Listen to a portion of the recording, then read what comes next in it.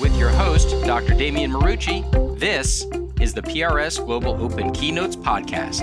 Read the studies being discussed and all of our open access plastic surgery content for free on prsglobalopen.com. Plastic surgeons are frequently consulted about the management of the seromas and deformity associated with closed degloving injuries, also known as Morel-Lavalley lesions. But what are these lesions and how are they best managed? This is Damian Marucci from PRS Global Open, and today on this Keynotes podcast, I'll be discussing the management of closed degloving injuries with the team from the Division of Plastic Surgery at the University of Washington in Seattle. Their recent paper, The Underreported Benefits of Surgical Intervention for Chronic Sequelae of Closed Degloving Injuries, a case series, is available now to read for free on the PRS Global Open website. And if you haven't already, please like and subscribe to this podcast as it helps us immensely. Dr. Kari is a board-certified plastic surgeon and chief of the Division of Plastic Surgery at the University of Washington. And JulieAnn is a medical student at the same institution. Welcome to the podcast. Now, Dr. Keys, can you just outline for the listeners, what do you mean by a closed degloving injury? Sure. A closed degloving injury is where the soft tissue, usually the skin and adipose layer, are sheared off of the deeper tissue, the muscle and fascia layer, and it creates a potential space in either that Scarpa's fascia or suprafascial layer of pretty much anywhere in the body, but most frequently in the hip, thigh, and buttock region.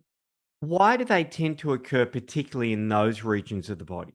No, this paper doesn't fully explore that, but I think when you consider where in our bodies we have the largest expanse, that without the deep fascial attachments, where there are tissue planes that have a largely areolar attachment without the significant septae that we have, say, at the inframammary crease or at the sort of ASIS or lower beltline crease. Essentially, these are the largest expanses that we have with these big suprafascial planes without septae. And what sort of injury patterns and patient groups tend to get these? Largely crush injuries or injuries with a significant shear component. So a lot of vehicular injuries have a deceleration injury where the skin has friction essentially against the external environment, and the remainder of the internal skeletal body is still accelerating or trying to accelerate. And so that shear injury between the outer tissues being pulled in one direction and the inner tissues still moving creates that internal shear force. And I think that we still have a lot to explore about which patient populations are at highest risk for this. But we can imagine that there may be risk differences between patients of different BMIs. If we have patients with thicker subcutaneous tissue layers or higher body mass that's undergoing deceleration forces, that may create different potentials for this injury type to happen. So when patients present to the emergency room and they've had some sort of injury, some sort of soft tissue injury, and then it's noted on imaging that they have a seroma or evidence of one of these shearing type mechanism injuries, what can be done acutely? Because these are closed injuries, so there's not anything to suture or explore. Correct. And that's actually what we're hoping to explore in our future body of work, is to look more closely at the full population of patients who have this type of injury to explore which ones become chronic and why. The acute management is really an attempt to stick the tissue layers back together as quickly as possible before the potential space becomes filled with fluid, or that fluid stays around long enough to promote capsule formation. And so the compression is first line therapy. And I think being aggressive about compression in a polytrauma situation where you have a patient that may have other distracting injuries, these lesions can get kind of sidelined for a bit while other fractures or internal organ injuries are being managed. So we really want early compression and consistent compression, and then percutaneous drainage, I think can be effective in the early phase. And so getting that fluid out of the pocket, or percutaneous, essentially like leaving a drain, either aspirating or leaving a drain in place, can be very effective in collapsing that space and allowing the tissues to really stick back together on the inside. But there are some patients where it becomes chronic. Why does it become chronic in some? Mm. These are the questions we hope to answer over time. I think this is probably an under-researched population or under-researched injury. The chronicity, it really has to do with the length of time that the fluid is keeping the tissue layer separated. And so as the body creates scar around what it considers foreign, whether that's an implant or this fluid, that scar thickens. And even when the fluid goes away, that tissues really aren't able to re-adhere to each other after at least some months of development of scar tissue. And I think it's hard to know where that time point is. When we look at the patients in this study, they're an average of a year and a half out from their injuries, and that clearly has been enough time for a really thick scar capsule to develop, that even when the fluid is absent, that scar capsule remains in place. So I think the chronicity really has to do with the amount of time that scar has been allowed to develop in that area. What sort of problems do these chronic closed degloving injuries cause? How do the patients present? Yeah. And I think this is one of the key parts for plastic surgeons, is that I myself had a lot of hesitancy in approaching these surgically when patients presented, because the complaints were often vague. Most patients that presented were discussing significant or even debilitating levels of pain that were now a year or a year and a half from their injury. And I think we're all a little hesitant to try and operate on pain. You can make it worse. And then you have a patient who may be really dissatisfied with the choice that you made together to proceed with surgery. So initially, I was pretty reticent to use surgery as a tool to approach a chronic pain problem. And ultimately, what I think that we found in this is that pain, at least theoretically, may be coming from the way that the nerves are in that tissue plane. We have a lot of sensory nerves in the suprafascial plane or in the scarpus fascia plane. And so if this lesion is developing in an area where we have the larger sensory nerves, that scar is actually potentially pulling or binding up those nerves and creating this chronic pain sensation for the patients. And what may be helpful in diagnosing it is really asking the patient to describe the quality of the pain and listening for those cues about neuropathic type pain symptoms, that burning pain or skin sensory changes in a sort of focal neuropathy type distribution that may give us cues to think about that the pain may actually be related to a physical nerve pathology rather than more of a global chronic pain syndrome. Wonderful. Thank you very much for that. Now, JulieAnn, just to bring you in, can you just give us a rundown of your series of patients? What conditions did they present with? What were their main symptoms? And then how were they managed? Sure. Dr. Marucci, we included 7 patients in this paper, and the average age for these folks were around 45, so right in the middle. The mechanism of injury followed what we see in the literature, typically high energy injuries like motor vehicle accidents, as well as just injuries related to being in a motor vehicle like a snowmobile or a golf cart. And then we did have one patient who was a crush injury. They were presenting to us at an outpatient plastic surgery clinic pretty far out from their initial injury, as Dr. Keyes mentioned, about an average of 1.6 years out. In the interval since they first developed the injury, they, report symptoms of pain or discomfort related to the region of the degloving. It does impede daily activity like walking, sitting, sleeping, and they try to see physicians about the issue. They talk to their PCP. they get workup like imaging and get referred out to specialists that we saw, like orthopedic surgery or even vascular surgery when I was doing the chart review. And the surgeons are definitely very hesitant to offer surgery because it is pretty vague what they're describing. And they first trialed conservative treatments, which was not very effective for treatment prior to them seeing the plastic surgeon. They had their injuries around the thigh, buttock, or flank area that we were seeing. And yeah, it's just kind of this area that makes it very uncomfortable to go about a lot of the things that they would do in their daily life, like keeping active with jogging or running would be a struggle for a number of the patients as well. And so, how did you manage these 7?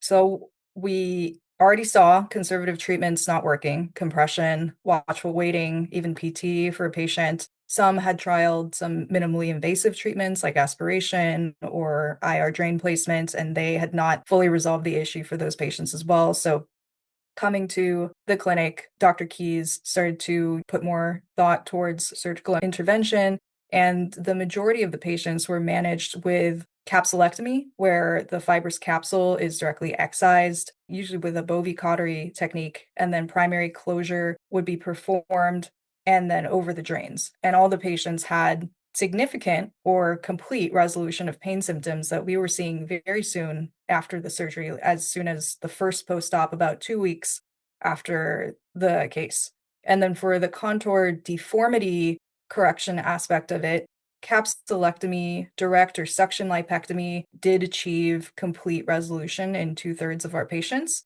And we were seeing that the contour bulges directly related to the underlying fibrous capsule were more consistently corrected by surgery than when it was due to the displacement of adipose tissue. So the persistence of some contour deformities in the remaining, 33% or third of the patients points towards a multi-part etiology that could include both a contour bulge and a contour depression, which may benefit from something like a subcutaneous scar band release, lipectomy, also fat grafting. And then to touch on complications, we did see some mild focal sensory changes at the surgical site, which makes sense given our theory, which we talk about in the paper, that the pain symptoms could be arising from sensory nerves in that suprafascial plane being bound up by the chronic scar capsule. Now, Dr. Keys, just to bring you back in, how did you decide which patients were going to have an open capsulectomy and which patients weren't? Yeah. So that was based on imaging largely. So if a patient had visible scar capsule on imaging, whether that's CT or MRI, then that gave us a focal target for excision, particularly if the symptoms the patient was describing were at the same location as that finding on the imaging. There was a subset of patients who came to clinic that did not have pain symptoms. They came with contour deformities that were persistent despite continued compression over, a year or 18 months. And those patients on imaging did not have a residual scar capsule. They just had an adipose contour irregularity. So those ones without a scar capsule target were treated with either a direct or suction lipectomy instead. In terms of imaging, is there any advantage or disadvantage of CT over MRI? Which do you prefer? I think they're both adequate because the specificity or the sensitivity of just finding where that density of scar tissue is can be seen on either one adequately. So I think an ultrasound is probably not appropriate for it because it's hard to review it with the patient and really make sure that you have the finding in the same location. One of the things we did notice is that often the imaging that it's a couple months dated by the time you're reviewing it, and the findings in the operating room are quite different than what you see on the imaging. There's residual fluid often on the imaging, and the patient's been sent to you because they have a residual seroma, but they're really intraoperatively, in all of the patients who had a scar capsule, there was no fluid left within that, less than 2 or 3 cc's of fluid remained within that scar capsule. And so the body had done a great job doing what we'd asked it to do, which is reabsorb the fluid over time. But the scar itself was clearly the problem for the patients. Yeah, I found that very interesting because the only ones of these I've ever treated, they did have a significant amount of fluid, yet in your series, none of them had any fluid. Was that a surprise to you? It definitely was a surprise. And I, at times, intraoperatively had to pull out an ultrasound to make sure I wasn't missing the fluid collection that I was expecting. But it really did turn out to just be a true scar capsule, and you can fillet it on the back table and see where the internal seroma had been, but that there really was just a potential space left there. Can I just ask you about the scar you were causing? Obviously, this is a closed injury, so there is no scar before you get there. Sometimes these can be quite extensive lesions. How long do you need to make your incision? Say you've got a lesion which is like 10 centimeters or longer in length. How small can you make the scar Yeah. burden? That's a great question. And it's actually something I spend a lot of time counseling the patients about, because you're trading essentially a normal skin surface for a new scar that they didn't have. And the patient really has to be affected enough by this problem to be willing to trade a potential solution for a scar. I think you have to have adequate access to be able to get the lesion, the deep lesion out. And they're often quite deep, especially in patients with higher BMIs. Being able to get all the way down to sort of the gluteal or thigh suprafascial plane can be 8 or 9 centimeters deep in those patients. And so you often need to make at least an 8 or 9 centimeter incision to be able to get down there, if not longer, and have adequate visualization for the dissection. So one of the surprising things for me in this cohort of patients was the satisfaction level of the patients after surgery, that they really had been deeply plagued by pain, largely for these lesions that had residual capsule. And all of them were very satisfied by the relief that they had and the trade-off of this new scar. And you're right, we're also making a new deep scar, right? And a new deep space, potential space, just through the surgical excision of this scar capsule. And so it's very important to essentially compress and have drains in that new potential space so that you don't redevelop the problem again. And that is actually now something that we are following for these patients is, I think now I've had one who's had a recurrent, essentially seroma with a new capsule that has formed. And it's particularly in areas that are hard to immobilize or hard to compress, that we have to watch out for that potential complication, or at least counsel patients that I can take this out, but it can redevelop. How low does the output from the drain need to be before you're happy to remove it in this group? For this group, I'd say consistently less than 20, and that's with them being at least sort of active at their average daily activity, not exercising level, but they have to be up and moving around and have that drain stay consistently below 20 cc's for at least 2 or 3 days. I do have them continue the compression for at least 6 weeks after surgery, even when the drains are out. And by compression, obviously, this isn't a part of the body where you can't just put a bandage on it. You actually get like a special compression garment as if the patient was having some sort of body contouring sort of thing. Exactly. Yeah, I think that that sort of bike short type compression that, from the thighs and buttock compression is very helpful, the same that we'd use after a liposuction. JulieAnn, just to bring you back in, as we said at the beginning, these are often called Morel-Lavalley lesions. Who was Morel-Lavalley? Morel Lavalley was a French surgeon. He operated in the 1800s, and why the lesions are named after him is just because he was the first to report on the type of injury. He described a post-traumatic superficial fluid collection that resulted after a fall from a moving train. I did see some citations that referred back to his original works, although I wasn't able to see the primary source. And yeah, his name was Dr. Maurice Morel-Lavalley, also sometimes referred to as Victor Auguste Francois Morel-Lavalley. That's a very impressive name. But I do like closed degloving injury probably better, but it's all good. Now, Dr. Keys, just to bring you in one last time. You're now head of the Division of Plastic Surgery at the University of Washington there in Seattle. What have been the best pieces of professional advice you've been given on your journey to where you are now? Hmm. I think the best advice that I was given, and this was when I was very early in my career, when I was a resident, was from my program director, who reminded me that our careers are long, but in a way that was intentionally inspirational, that we cannot see and cannot really imagine the places that our career can take us based on our unique interests and our unique skill set that develops over time, that we find ourselves studying things that we didn't know were going to interest us, doing things like this where we're doing podcasts that I'm not even sure podcasts existed when I was a resident.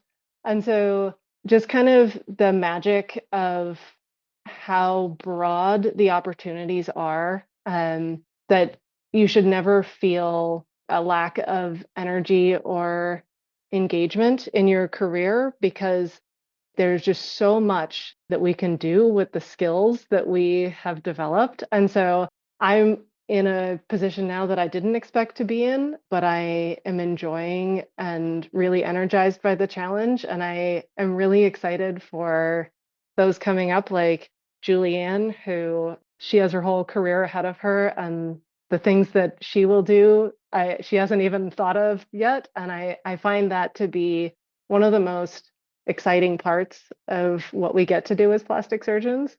So I think it's just the reminder to look for meaning in what we do, and to kind of, if you ever find yourself feeling a bit lost, just to take a minute and reconnect with what gives you meaning. And I think taking care of patients is an incredible privilege every day. That's what keeps me engaged. And I'm thrilled for our next generation as well. Wonderful. Look, Dr. Kari Keys, JulieAnn, thank you so much for being part of this PRS Global Open Keynotes podcast. Thank you.